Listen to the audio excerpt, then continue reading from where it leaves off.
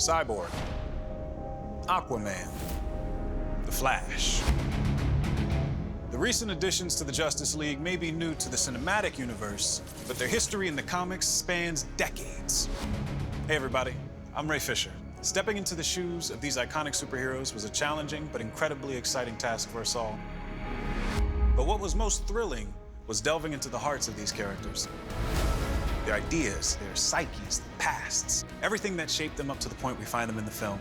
We had a blast injecting our personal spin on the roles as we came together and were officially inducted into the Justice League.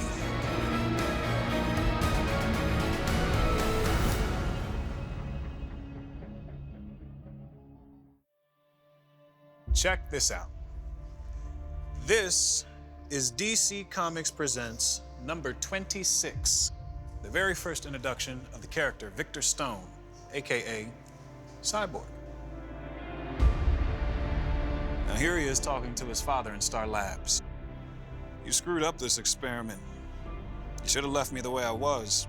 At least I'd be dead by now instead of trapped inside this mechanical body. Ever since the beginning, Victor Stone struggled with what he had become. Once an all-star college athlete with a genius-level intellect, he was now a walking, talking science experiment, an outcast who constantly referred to himself as a freak and a monster. But whether he liked it or not, Cyborg represented a new type of superhero, the perfect hybrid of man and machine. He was a character ahead of his time. Back in 1980, when he first stepped onto the scene, the internet wasn't even invented yet. But as technology in our world evolved, so did Cyborg's powers. Among these powers are flight, super strength, unlimited access to data, and an ever-evolving arsenal. Cyborg's ability to interface with any and all technology makes him one of DC's most relevant superheroes in this digital age, and an essential member of the Justice League. Portraying someone whose humanity is wrestling with the alien technology inside of him was an exciting challenge for me, even if that meant I had to wear pajamas all day on set. Check out more on that and what it was like to bring this compelling character to life. Can't believe it, man. To see all these guys in costume ready to go. Got half a ping pong ball taped to my eye, but there are worse things that could happen to you. What I'm wearing, this is a performance capture suit. We got the dots here to capture all the joints and mobility and motion that Cyborg's gonna be having.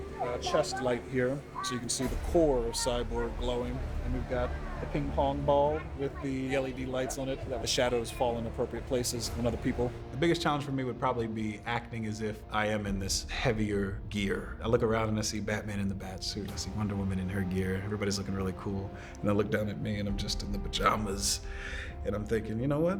We'll get it in post.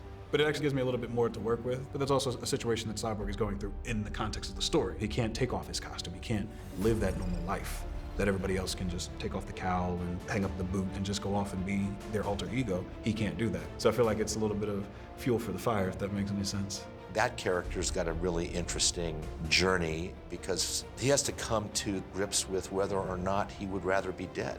Because is he actually alive? Is the human part of him still existing? To have an actor who actually can make you care about them, it's just a testament to how good an actor Ray is.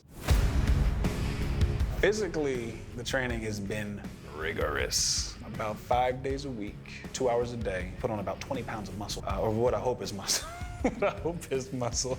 It feels good to have that discipline because Victor Stone, before he became Cyborg, was a college athlete. Back in 1980, when George Perez and I created Cyborg, he was sort of an outlier. Now he's the vanguard. He is what we are becoming because as our natural parts fade, they're being replaced by tech. They're being replaced by computers inside of us. Jeff Johns, and he was writing the Justice League, and put him in there and took him to the next step and moved more into the current time period. He understood that this is a character who lives in the internet in a way that he could see what's happening all around the world. You stepping off there? Sorry. It's Bazarnov in northern Russia. Cyborg is always online. His epic backdrop is the digital landscape, and the digital landscape is so important to us today. It's such a part of our world that our world would not function the same without it. And if you have mastery over that digital landscape, you have ultimate power. and what do you do with that power? We're all cyborgs these days. You got a cell phone in your pocket, I've got a cell phone in my pocket. And you feel naked if you don't have it. We've come to a place where we're so dependent on technology, we feel alone. So Cyborg is the amalgamation of those ideas. He's essentially the gateway to where I believe we may or may not be headed in the future. With Cyborg, it'll be interesting to see just how his technology can either help or hurt the human race. The possibilities are endless. Thanks, Alfred. But I'll take it from here. Do I know you? Most amazing of all the secrets of the sea is the story of Aquaman, who, like a water god of old, dwells in the dim, unknown depths of the ocean, leaping forth to do battle with the evils and injustices of the world we know. Now that right there is from More Fun Comics number 73, the first ever appearance of Aquaman back in 1941, just 3 years after the debut of Superman. Now, as you see, Arthur Curry in the comics has a bit of a different look than our cinematic version. Over the course of 75 years, Aquaman has evolved from underrated and underestimated to one of the most beloved superheroes in the DC canon. And now, with Jason Momoa's badass version in Justice League, there's no doubt about it. Aquaman commands respect. I'm Aquaman. I was pretty excited. It's a bit of a dream come true. I've been a big surfer. I've never walked down a 60-foot pier with 12 water cannons going off. It's funny because the water knocked me everywhere, which you don't actually see. Tried to hold it together, but it was amazing. I felt like a rock star. Jason, he embodies everything that Zach wanted to tell with that character. Sort of this anti-establishment, rock and roll attitude. He's very much the outsider and the lone wolf. When Zach picked me for the role, he told me he was someone who not really accepted on land, not really accepted in the sea. It's something I can identify with. Being raised in Iowa, born in Hawaii, two very different cultures. You're kind of a fish out of water. You're a bit of an outcast and you're a little different. He's definitely flawed, and I enjoy playing the flawed characters. He's kind of a big target when people are making fun of superheroes. And when I wrote the comic book in 2011, I wanted to tackle that head on because people question what Aquaman does. What's he bring to the party?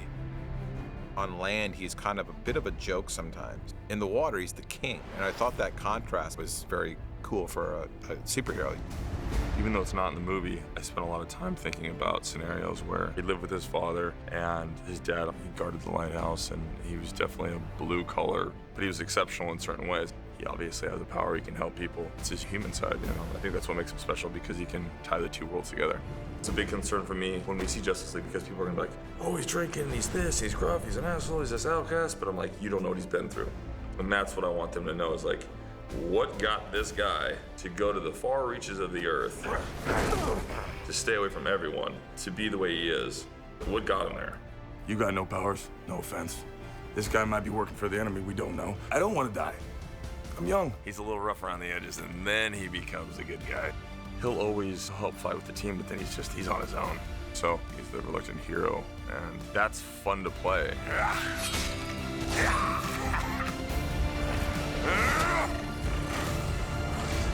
Ride ain't over yet. My man.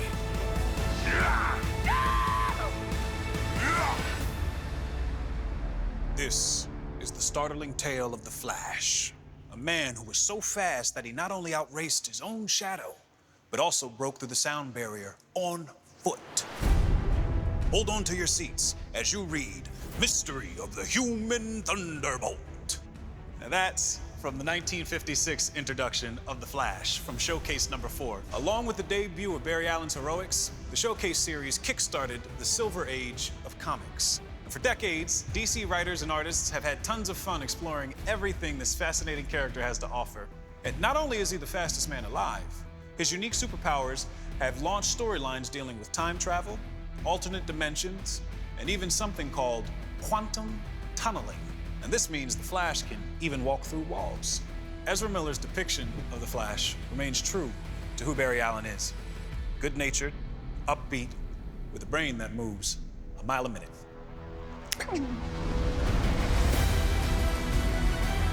It's someone who can run into our ideas about physics, about how the world works.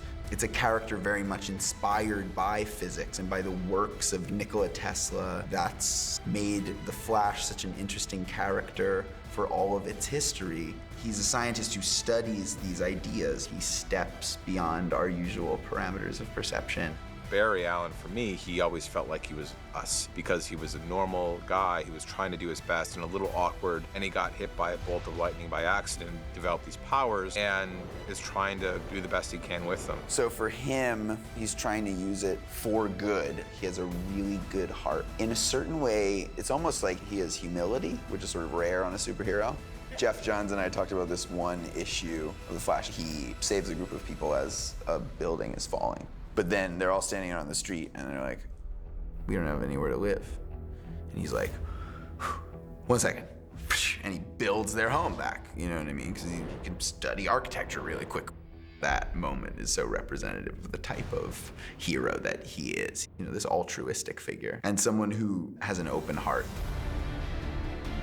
I've been interested in to inform the physicality of this person who's moving in a way that we don't understand. How does he get going? Or when he's slowing down his molecules, what does that mean for his breath? And then how does he stop? Maybe when he's coming to a stop, it's like a... And when he's in motion, when we kind of come into his perception, flash time, fascinating the idea that like your mind quickens, which means your perception slows to meet the speed at which you're going. The time that no one would ever see. Like, what does that look like? This massive current running through him. It's the funnest thing in the world. I'm talking about it like it's serious. I'm a crazy person. And they say, yes, you can pretend to be a superhero. Wait, why am I? I'm blowing my cover right now. This is a terrible idea. That's rude.